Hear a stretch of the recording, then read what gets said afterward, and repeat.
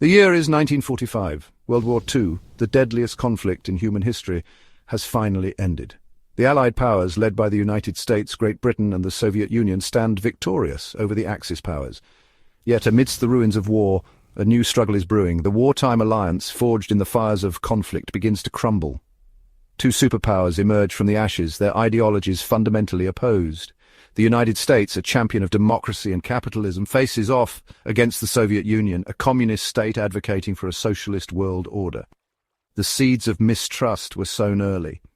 The delayed invasion of Normandy, the secretive development of the atomic bomb, and the post-war fate of Eastern Europe fueled suspicion and animosity between the former allies. The Yalta Conference, intended to shape a peaceful post-war order, instead exposed the growing rift between East and West. The agreement, while seemingly amicable, contained the seeds of future conflict. The Soviet Union, led by the enigmatic and ruthless Joseph Stalin, sought to establish a buffer zone in Eastern Europe, a protective barrier against potential future invasions. This expansionism, coupled with the imposition of communist regimes in Poland, Hungary and Czechoslovakia, alarmed the West. The United States, fearing the spread of communism and its potential domino effect, responded with a policy of containment aimed at halting Soviet expansionism and limiting its sphere of influence. Thus began the Cold War, a period of geopolitical tension and rivalry that would grip the world for nearly half a century. It was a war fought not on traditional battlefields, but in the shadows, a high-stakes game of espionage, propaganda, and proxy wars. It was a war of ideologies where the very survival of humanity hung in the balance.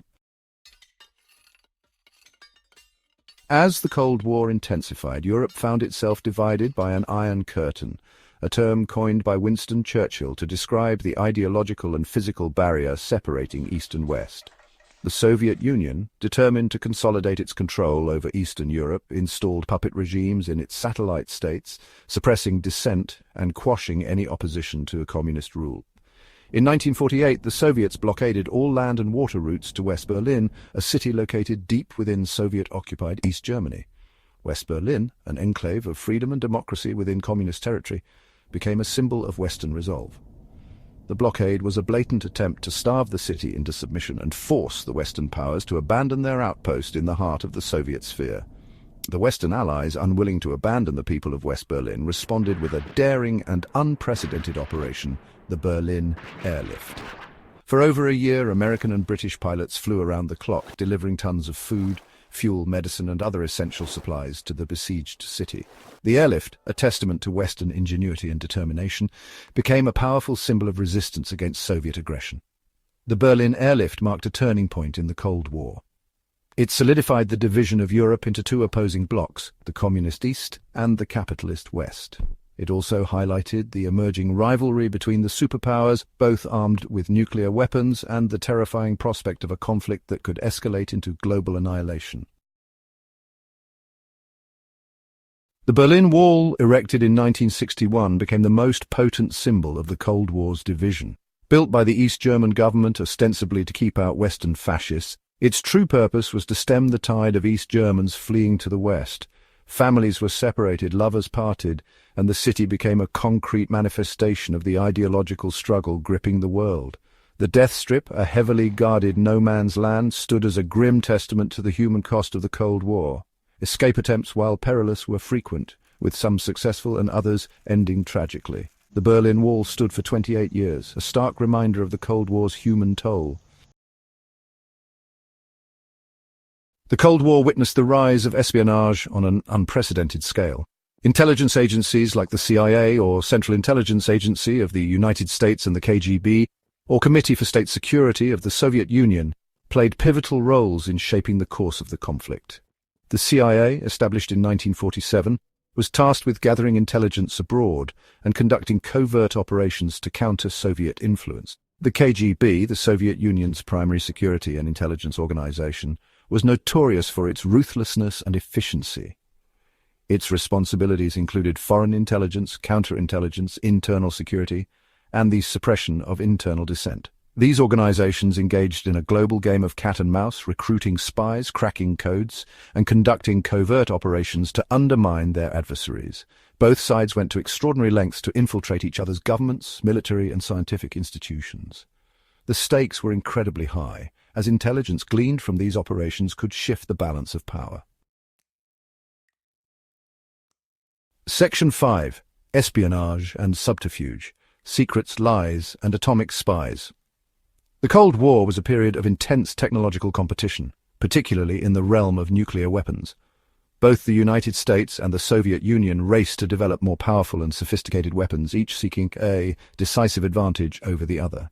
Espionage played a crucial role in this arms race. The Soviets, with the help of spies like Klaus Fuchs and Julius and Ethel Rosenberg, successfully obtained secrets about the American Manhattan Project, accelerating their own atomic bomb program. This intelligence coup shocked the West and fueled a climate of paranoia and suspicion. The quest for technological supremacy extended beyond nuclear weapons. Both sides poured resources into developing new technologies, from supersonic aircraft to spy satellites, each innovation raising the stakes of the Cold War. Section 6. Psychological warfare shaping hearts and minds. The Cold War was more than just a struggle for military and technological superiority. It was also a battle for hearts and minds. Both sides engaged in sophisticated propaganda campaigns to win over global public opinion. The United States promoted the virtues of democracy, freedom, and capitalism, contrasting these ideals with the oppressive realities of life under communist rule. The Soviet Union, in turn, denounced Western imperialism and exploitation, portraying communism as a more just and equitable social order. Radio Free Europe and Radio Liberty, funded by the US government, broadcast news and information into Soviet bloc countries, providing an alternative to state-controlled media. The Soviets countered with their own propaganda outlets, such as Radio Moscow, which broadcast pro-Soviet views and information to a global audience. Cultural exchanges, sporting events, and even chess matches became proxy battlegrounds for Cold War ideologies. Every interaction, every piece of information was imbued with ideological significance, as both sides sought to win over the hearts and minds of people around the world.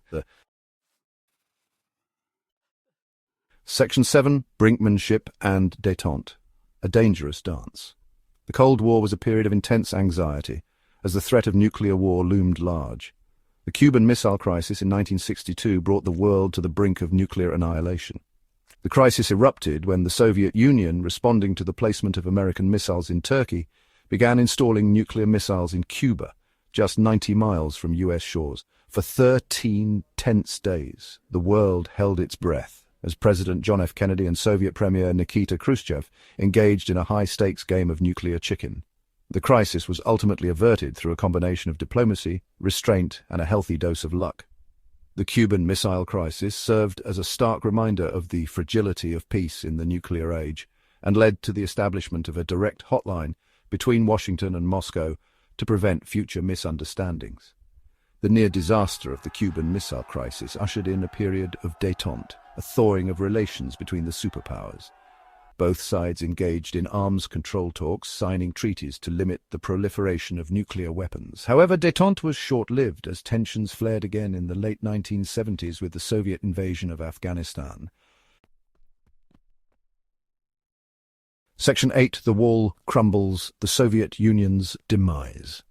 By the 1980s, the Soviet Union, plagued by economic stagnation, political corruption, and a costly arms race, began to unravel. The election of Mikhail Gorbachev as General Secretary of the Communist Party in 1985 marked a turning point. Gorbachev, recognizing the need for reform, introduced policies of glasnost, or openness, and perestroika, or restructuring, aiming to revitalize the Soviet system. However, Gorbachev's reforms unintentionally unleashed forces that he could not control. The loosening of censorship and the introduction of democratic principles emboldened independence movements in the Soviet republics and satellite states. In 1989, the Berlin Wall, that enduring symbol of Cold War division, crumbled as East Germans took to the streets, demanding freedom and reunification with the West.